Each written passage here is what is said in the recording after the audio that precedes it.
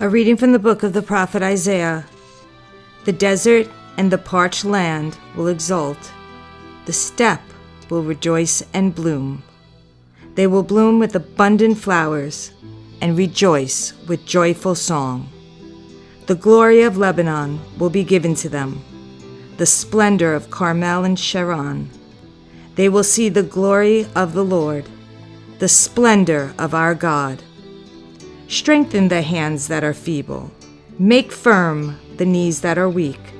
Say to those whose hearts are frightened, "Be strong, fear not." Here is your God. He comes with vindication, with divine recompense. He comes to save you. Then will the eyes of the blind be opened, the ears of the deaf be cleared. Then will the lame leap like a stag. Then the tongue of the mute will sing. Those whom the Lord has ransomed will return and enter Zion singing, crowned with everlasting joy. They will meet with joy and gladness. Sorrow and mourning will flee. A reading from the letter of St. James. Be patient, brothers and sisters, until the coming of the Lord.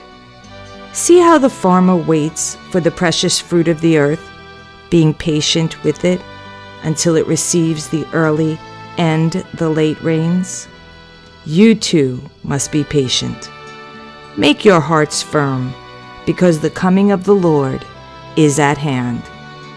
Do not complain, brothers and sisters, about one another, that you may not be judged.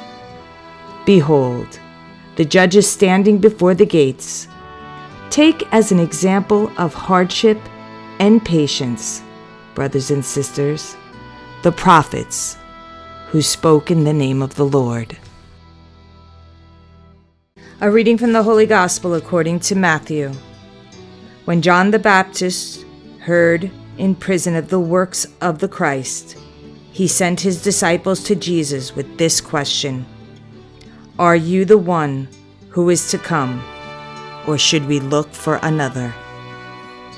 Jesus said to them in reply, Go and tell John what you hear and see.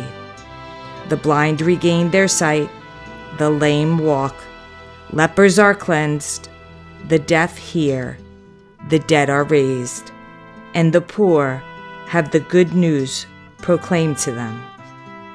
And blessed is the one who takes no offense at me.